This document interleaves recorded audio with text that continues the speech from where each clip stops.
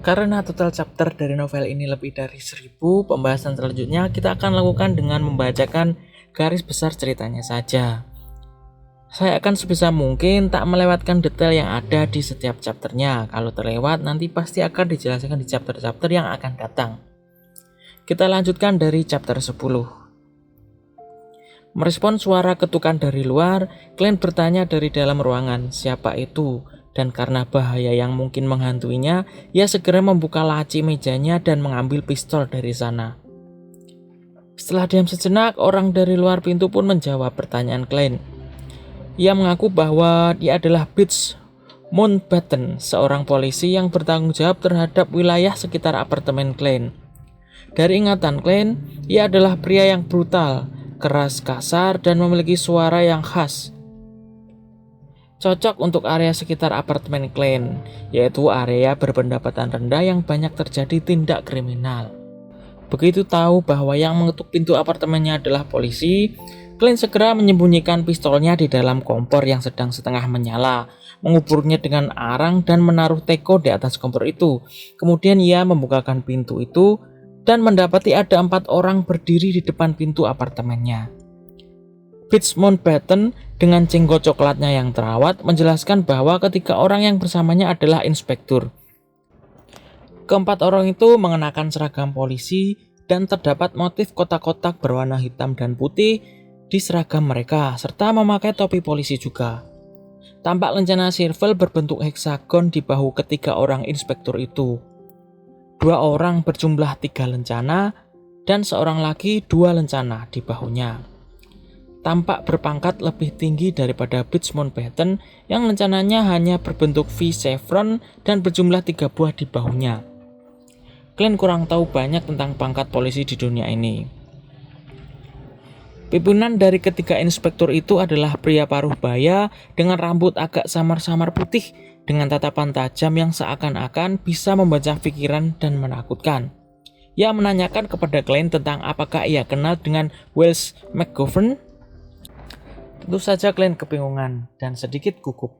Namun inspektur lain di sebelahnya yang juga mempunyai 3 lencana di bahunya menenangkan Glenn bahwa hal ini hanyalah pertanyaan rutin.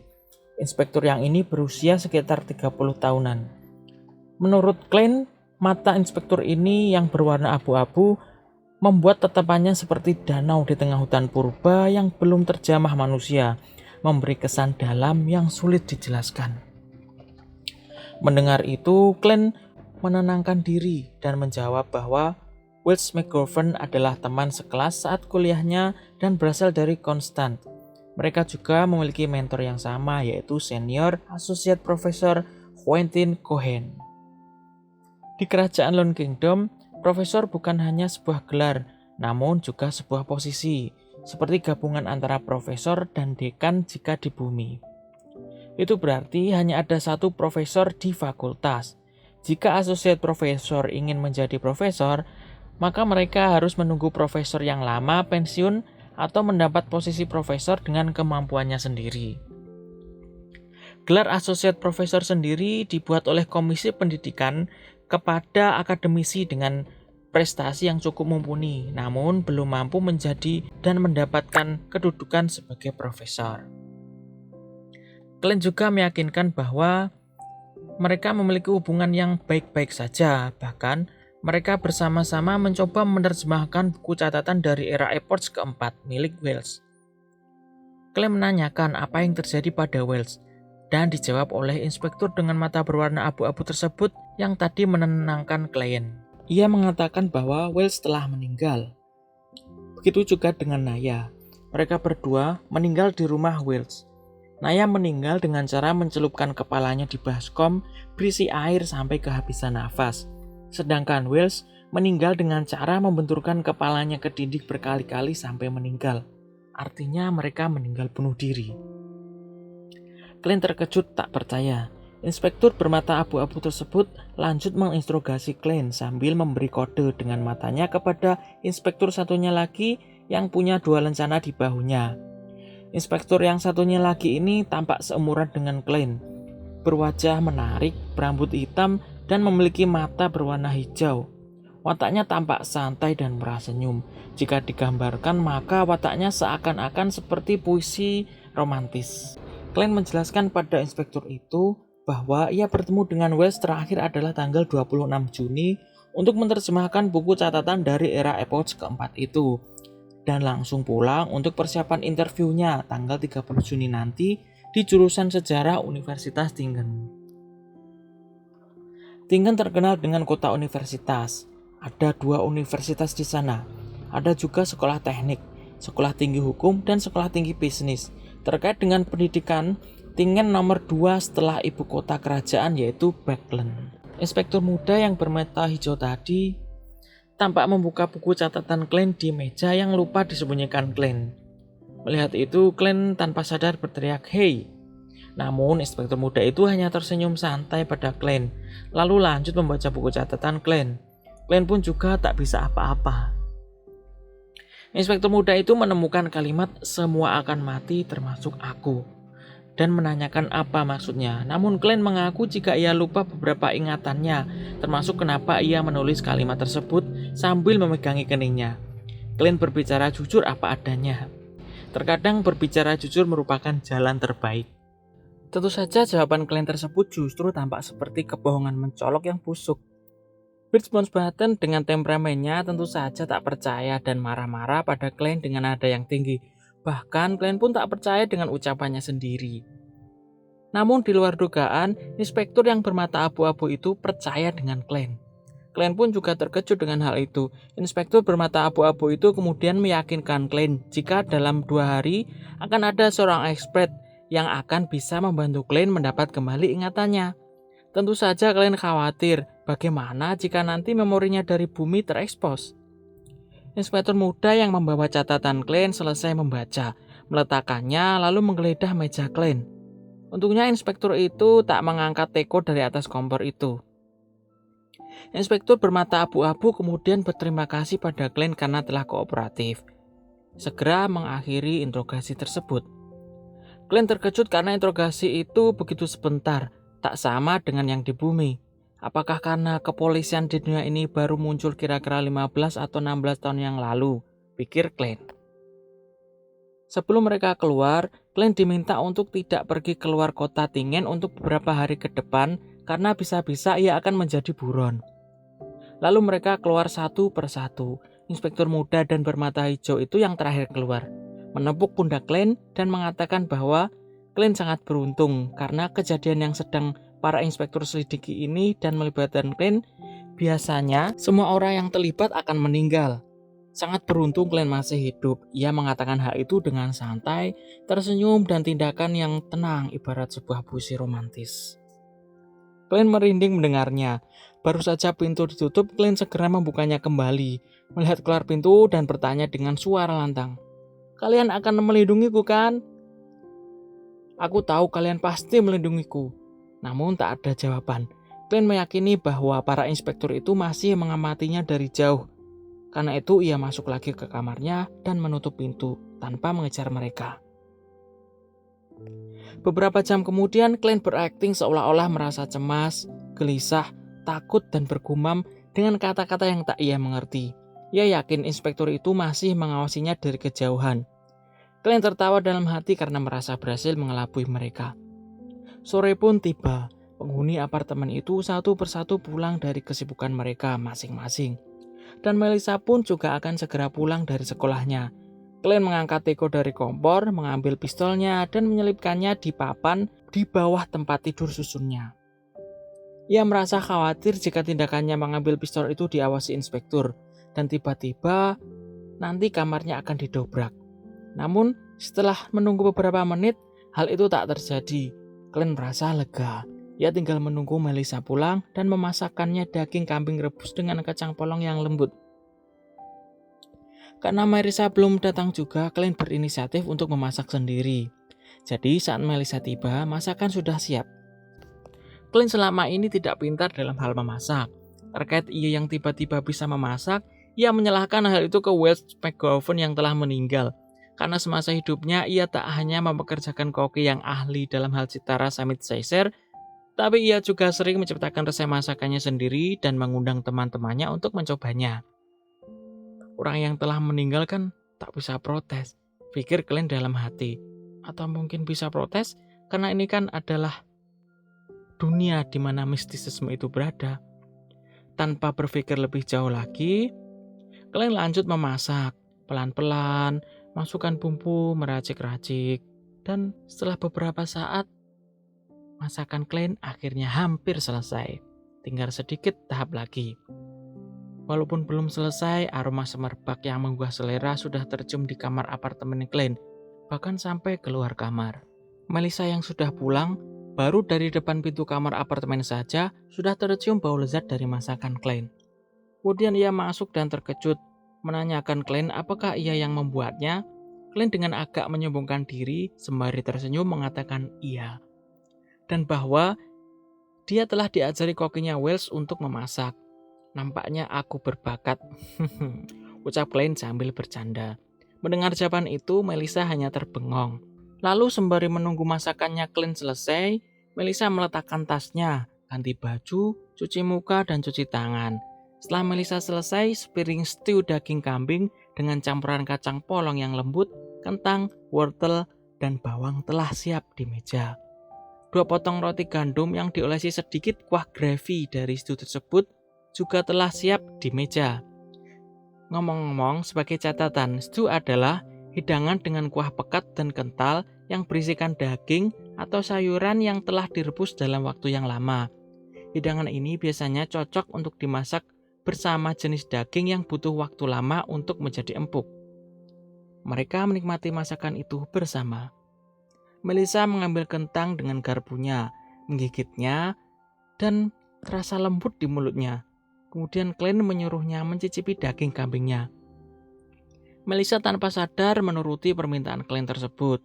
Daging itu terasa lembut, juicy, dan bumbu dari Klein membuatnya terasa lebih lezat, membuat Melissa tak bisa berhenti makan. Tiba-tiba di tengah makan, wajah Melissa memerah dan tersipu karena baru teringat sesuatu. Sambil bicara agak terbata-bata tentang daging yang sudah beberapa potong ia makan, daging itu seharusnya untuk Klein sebagai tambahan gizi untuk persiapan wawancaranya, tapi malah ia nikmati sendiri. Mendengar itu, Klein hanya tersenyum dan bilang bahwa ia sudah mencicipi dagingnya saat memasak tadi. Mereka berdua mengobrol banyak hal. Melissa masih tak percaya kalau ini kali pertama Klein memasak. Karena rasanya benar-benar lezat, Klein juga berjanji jika ia sudah kaya nanti, ia ingin membawa Melissa dan Benson ke restoran yang bagus. Di tengah obrolan, Melissa tanpa sengaja bersendawa, membuat wajahnya semakin memerah lagi menahan malu. Lalu ia menutupi mulutnya dengan tangan tampak malu-malu. Klein tertawa dalam hati. Setelah selesai makan, Melissa mencuci alat-alat makan yang mereka gunakan. Saat kembali ia membuka almari, melihat botol merica dan kaleng lemak babi berkurang banyak. Ia menanyakan ke Klein apakah ia memakai kedua bumbu itu. Klein hanya tersenyum sambil mengangkat kedua bahunya sambil menjawab, hanya sedikit harga mahal untuk rasa yang enak. Ekspresi Melissa berubah untuk beberapa saat dan berkata kalau selanjutnya dia saja yang akan masak daripada bumbu-bumbu habis semua. Ia kemudian menyuruh Klein untuk mempersiapkan wawancaranya besok lusa. Hal-hal yang hilang dari ingatan Klein memang tak tergolong banyak. Namun hal itu juga tak bisa diabaikan. Interview akan dilakukan 2 hari lagi. Dan ia mengalami banyak hal aneh. Bagaimana bisa ia fokus belajar setelah mengalami hal-hal tersebut? Klein merespon adiknya dengan jawaban kurang antusias. Kemudian duduk di samping adiknya yang juga mengerjakan tugas sekolah. Mereka duduk berdua diterangi dengan lampu gas. Klein hanya pura-pura belajar saat ini. Setelah waktu menunjukkan jam 11 malam, mereka berdua lalu tidur. Melissa masuk ke kamarnya. Malam berlalu tanpa terasa. Klein tiba-tiba terbangun karena mendengar pintu apartemennya diketok dengan keras. Ia melihat jendela, tampak fajar sudah terbit. Ia terbangun dengan agak bingung.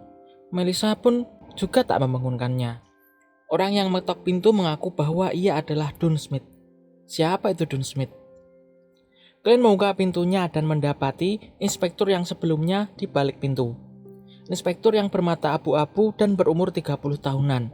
Ia mengatakan pada Klein bahwa telah menemukan kusir kereta kuda yang bersaksi kalau Klein juga pergi ke rumah Wells pada tanggal 27 Juni, hari di mana Wells dan Naya meninggal. Tentu saja Klein terkejut.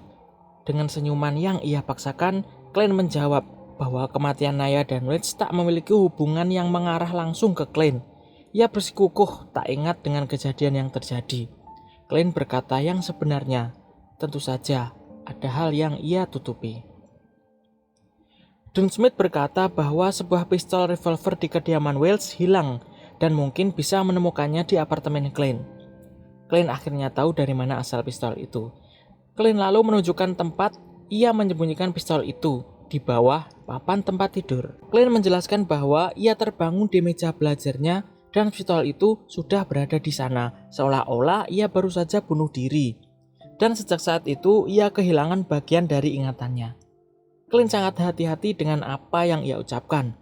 Don percaya dengan ucapan Klein, namun Don meyakini bahwa tak ada gunanya percaya dengan Klein, karena ia sekarang adalah tersangka utama.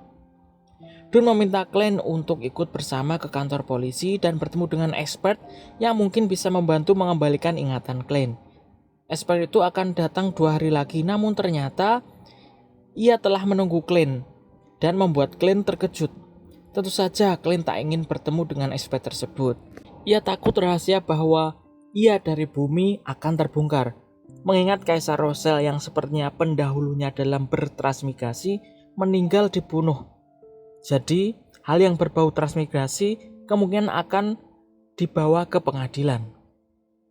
Namun Klein tak bisa berbuat apa-apa selain mengikuti permintaan Don, karena tampak 4 rekan Don berada di luar di sisi gelap bayangan yang jika mereka menembak Klein, maka selesai sudah. Sebelum ikut ke kantor polisi, Klein meninggalkan catatan untuk Melissa dan Benson karena sedang berurusan dengan Wells dan polisi agar mereka tak khawatir. Akhirnya mereka keluar menuju jalan di luar apartemen. Sisi kanan dan sisi kiri tampak polisi mengawal Klein. Di luar sudah ada kereta kuda untuk Klein dan Don. Saat Klein akan masuk ke kereta kuda, seorang penjual tiram menangkap seseorang dan berteriak, "Pencuri!" Sentak hal itu membuat kekacauan dan penjagaan terhadap Klein melonggar. Melihat kesempatan itu, Klein melarikan diri. Ia lari sekuat tenaga agar tak bertemu dengan expert yang dibilang oleh polisi tadi. Yang terfikir oleh Klein adalah pergi ke dermaga di luar kota, naik perahu, menyusuri sungai Tusok, dan melarikan diri ke ibu kota, Backland. Populasi di sana lebih banyak, sehingga lebih mudah untuk bersembunyi. Atau mungkin bisa naik kereta uap, pergi ke timur, ke pelabuhan Enmat terdekat, dan mengambil jalur ke Bridge, lalu menuju Backland. Ia kemudian sampai di jalan Iron Cross Street. Banyak kereta kuda di sana. Lalu, ia mencoba naik salah satu kereta kuda dan berhasil. Ia berencana melompat dari kereta kuda itu setelah jauh dari polisi yang mengejarnya. Sesaat sebelum melompat, ia sadar kereta kuda yang ia tumpangi telah pergi ke arah lain. Ia bertanya pada pengemudi kereta kuda akan kemana mereka. Pengemudi kereta kuda itu menjawab dengan datar, menoleh ke belakang dan menatap Klein dengan dingin. Pengemudi itu ternyata adalah Don Smith. Klein sangat terkejut.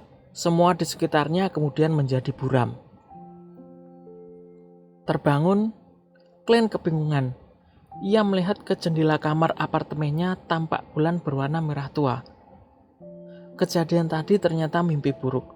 Klein melihat jam sakunya dan ternyata masih jam 2 pagi. Ia belum bisa berpikir dengan jernih. Setelah beberapa saat menenangkan diri, Klein merasa ingin buang air kecil dan pergi ke kamar mandi. Ia berjalan keluar kamar, berjalan melalui koridor, dan saat ia melihat ke jendela di ujung koridor, tampak siluet seseorang di luar jendela.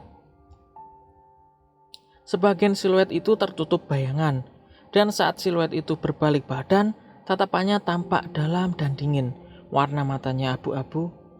Dia adalah Don Smith.